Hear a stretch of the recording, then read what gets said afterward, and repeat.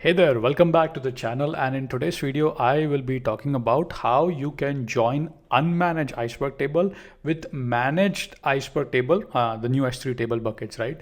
Now before we go over this, I want to basically explain you why this is so important, right? Now whenever a company or customers are migrating their data, right, to the new S3 table buckets, there are three ways in which they can do that. Number one is the full migration. So basically you're gonna migrate all your older tables and newer jobs straight to S3 table buckets. You're investing in that, right? Number two would be incremental rollout, meaning in this approach, what you are doing is you are rolling out newer pipelines into the S3 table buckets. Your older unmanaged iceberg tables are also there, but when you wanna consume data, you might want to join between both of them, right? So it's important that you know how you can configure your Spark session with multiple catalogs. And then of course the number three, the third strategy is dual write. So you're writing the data into both the buckets, which is unmanaged and managed iceberg tables. And once you see how it's performing and everything, and then you slowly decommission the older one, right? So these are the three ways.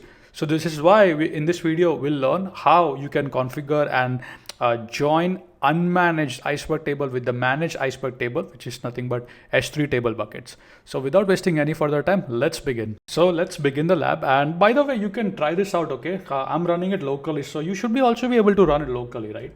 So first I'm gonna create my S3 table bucket. As you can see, I did that through this particular command.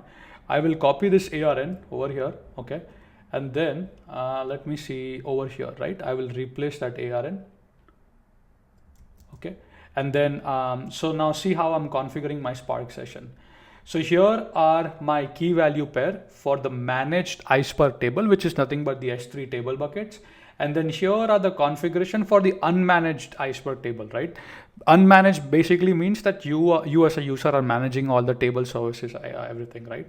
And here I'm creating this in a local directory, right? So I have two catalogs, the S3 table bucket catalog and of course my unmanaged iceberg table, right? So I'm gonna execute the cell and then I will try to create the Spark session here. So now the cell is running, and as you can see, my Spark session is currently being created. So if I print Spark, here you can see my Spark session is now ready. Now the Spark session is ready, right? So if you see my AWS account, I do have a demo bucket and I do not have anything, right? So now let's go ahead and create a sample table. So I'm going to be creating a namespace inside this particular catalog. The catalog name is Manage Iceberg, right? I'm going to create this namespace and I'm going to create a table called customers and insert some data. This is for me to understand, okay, whether I can, join these two together as well, right? So if I go now here to my Amazon S3 table buckets, I do see my customer table created here. So this is great, right? Now what I'll do is I'm going to create an unmanaged iceberg table. So now I'll create this unmanaged iceberg table, right? Again, I'm going to be creating it locally, right? So let's try this out, the Spark SQL. Looks like the unmanaged iceberg table was created successfully. Now, if I do over here, if I do, show, show tables inside particular namespace, right? I do see, these two namespace, and now let's see if I can join. So again, remember, completely two different iceberg. I mean, one is managed by AWS. Here you can see customer, right? And then if I probably, hopefully can show you my warehouse, if I just refresh here, default orders, data and metadata, right? So this is my unmanaged iceberg table, right? So I have two iceberg, one is on AWS and one is locally, right? So now the goal is to see, hey, can I join these two, right? So if I do .show, I should be able to join it, right? Perfect. Looks like everything works fine. So this video basically confirms that yes, you are able to configure your Spark session with multiple catalogs needed, right? So hopefully you have enjoyed the video and hopefully you have found value. I do want to point out a blog or a resource that I just uploaded.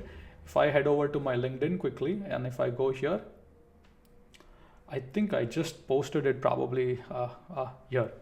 So here, again, this, has a guide, right? Full migration, as I was talking about, incremental transition and dual writes. And then of course you can read more about it. And there is a reference also. So if you click here, it will take you to this particular labs as well. So yeah, I hope you have enjoyed. I hope you will try this out. And if you have any questions, let me know. Until then, keep smiling, keep programming, and I'll see you in the next video.